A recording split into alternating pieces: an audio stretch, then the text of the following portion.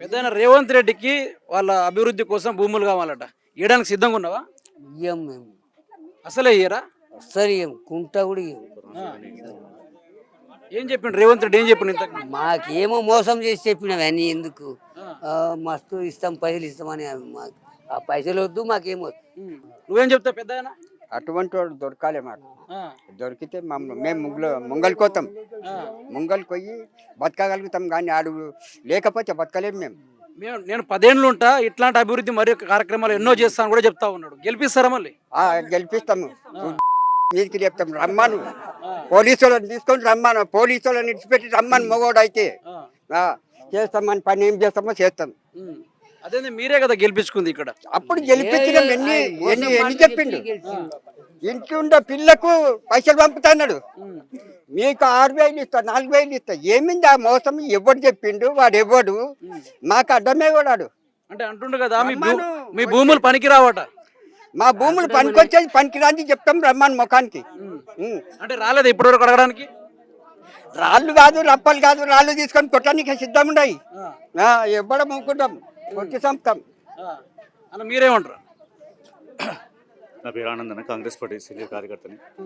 వాస్తవానికి మా కాలాపూర్ ఎప్పుడైతే ఈ భూములు పోతాయని నోటీసులు వచ్చినాయో, పేపర్లు వచ్చిందో, అప్పటి నుంచి మా గ్రామ ప్రజలు, మా సర్పంచ్ గారు కానీ, మా బీఆర్ఎస్ పార్టీ కార్యకర్తలు, బీజేపీ కార్యకర్తలు, ప్రతి ఒక్క గారు, సిపిఎం, సిపిఐ అన్ని కార్యకర్తలు, మా ఆడపడుచులు, పెద్దలు, చిన్నలు అందరూ కలిసికట్టి పోరాడుతున్నామన్నా. ఇప్పటికీ రిలయన్స్ దిశ 18 రోజులు అవుతుంది ఈరోజు కంప్లీట్.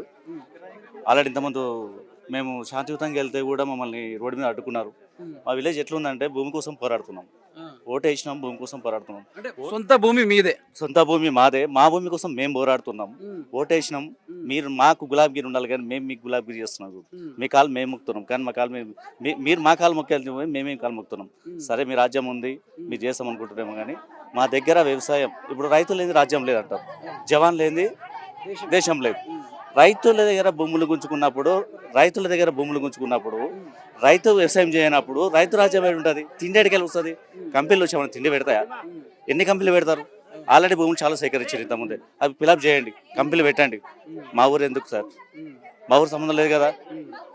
ఇప్పటికీ మేము ఎప్పుడైతే వచ్చిందో నోటిఫికేషన్, తిండి లేదు, నా తిప్పలు లేదు. చనిపోదామని రోజు నైట్ నిద్రలేని రాత్రులు గడుపుతారు. ఈ 18 రోజులు కాదు, ఎప్పుడైతే 1 మంత్ నుంచి 2 మంత్స్ అవుతుంది, 13వ తారీఖు వస్తాయి. 2 మంత్స్ నుంచి తిండి తిప్పలు లేకుండా మా తాతల సంపాదనలు పోతాయేమో. అయితే మా దగ్గర ఎడ్యుకేషన్ పర్సన్ చాలా మంది ఉన్నారు పిల్లలు. వాళ్ళకి జాబులు లేకపోతే ప్రైవేట్ జాబులలో వాళ్ళ చేతికి పని చేయకుండా వచ్చి సొంతంగా వ్యవసాయం చేసుకుని పోతున్నారు.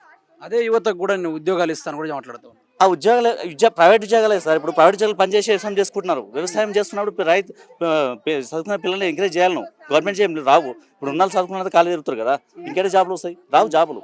అయితే ఇంకొక మీ భూములు ఇచ్చేయండి, మీ యువతకు మేము ఉద్యోగాలు ఇస్తాం, వాళ్ళకంటూ జీవనోపాధి కల్పిస్తాం కూడా మాట్లాడుతున్నారు. ఇవ్వడానికి సిద్ధంగా ఉన్నారా? మా భూములు మాకుంటే మా జీవనోపాధి ఉన్నట్టే సార్. మా భూములు మాకుంటే మాకు జీవనోపాధి ఉన్నట్టే. మా పిల్లలు జాబ్ చేసినట్టే, మా పిల్లలు బతుకుతున్నట్టే, మేము దేశానికి సేవ చేస్తున్నట్టే. కరెక్ట్గా చెప్తాం. జవాన్ ఎట్లున్నావు, రైతు అట్లే. కానీ మా కంపెనీలు వద్దు, అవి వద్దు. ఇంకొక విషయం ఏంటంటే, నువ్వు చేసే పనులకు మీరు నిద్రపోతురు, హ్యాపీగా ఉన్నారేమో, కానీ మేము నిద్రపోతలేము.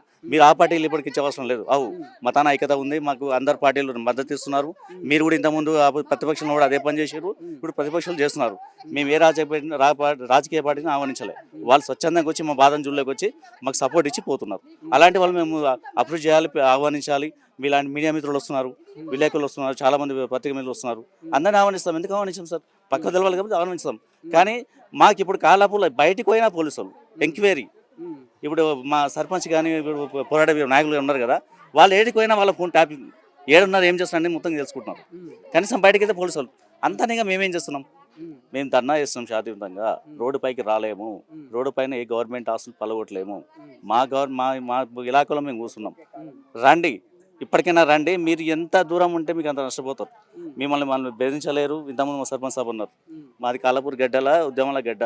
మీరు అనుకోవచ్చు ఈ పిల్ల చిచ్చు పెడితే ఈ పార్టీలన్నీ విడిపోతాయి, ఈ వాళ్ళకి పులి పెడదాం అనుకుంటారు. కానీ మా పార్టీ నాయకుల మీద మా ఊర్లో ఒక ఐక్యత ఉంటుంది. ఎలక్షన్ల వారికే రాజకీయం చేస్తాం. ఎలక్షన్ అయిపోయి తెల్లారి అందరు నావాలని కలిసి తిరుగుతాం. అలాంటి ఊరు ఇది. మా ఊరు సంగతి ఇంకా తెలియదు మీకు. వేరే ఊళ్ళగా పార్టీలు పట్టుకుని తిరిగాం మేము. మాకు సమస్య వస్తే ఐకమత్యం ఉంటాం, పోరాడతాం, వస్తే ప్రాణాలు కూడా ఇస్తాం. మా ఆడపడుచులకు తట్టుకోరు మీరు. వాస్తవానికి మా ఆడపడుచు యుద్ధం కూడా మామూలు కాదు, చాలా ఘోరంగా అవుతుంది యుద్ధం కూడా. దయచేసి చెప్తున్నా ఇప్పటికైనా మీ గవర్నమెంట్ మేము కాంగ్రెస్కి ఓట్లు వేసినాం, మేము భుజాల మీద చెండాలు వేసినాం, అలాంటి కార్యకర్తలు చాలా మంది ఉంటారు. ఆ కార్యకర్తలు కూడా చెప్తున్నా, పొద్దున నాకు ఈరోజు మాకు జరిగింది, పొద్దున మీకు జరుగుతుంది, రండి పార్టీ నిష్పెట్టి మాకు సపోర్ట్ ఇవ్వండి. మండల నాయకులు చెప్తున్నా ఇప్పటికీ, మండల నాయకులు ఏం చెప్పారంటే రామ్మోహన్ రెడ్డి ఎంత చెప్పినా అంతకంటే సపోర్ట్ ఇస్తా అని చెప్పారు. కానీ ఈరోజు మేము 18 రోజులు చేస్తున్నాం కానీ ఒక బీసీ వాళ్ళు కానీ, ఎస్సీ సంబంధించిన సామాజిక వర్గం కానీ, లేకుంటే మైనార్టీ సంబంధించిన కానీ, ఓసీ సంబంధించిన కానీ ఏ రాజ్యాంగ నాయకుడు ఇప్పుడు రావట్లేదు, కనీసం ఫోన్ కూడా లేపుతారు. కాట్లాకపూర్ ప్రజలు కూడా ఈ అభివృద్ధికి అడ్డుపడుతున్నారు, ఇది కరెక్ట్ పద్ధతి కానీ కూడా సీఎం గారు చెప్పిన విశేషాలు కూడా ఉన్నాయి. అభివృద్ధి అంటే ఏం అభివృద్ధి చూపించండి వచ్చి, అదే కంపెనీలకు రైతు అమ్ముకోమని చెప్పండి, ఇష్టం ఉంటే అమ్ముకోవడం లేదు. అభివృద్ధి ఏముంది? రైతు పుట్టగొట్టి అభివృద్ధి చేయడం ఏంది? రైతు రాజ్యం అంటారు, ఏడుంది రైతు రాజ్యం?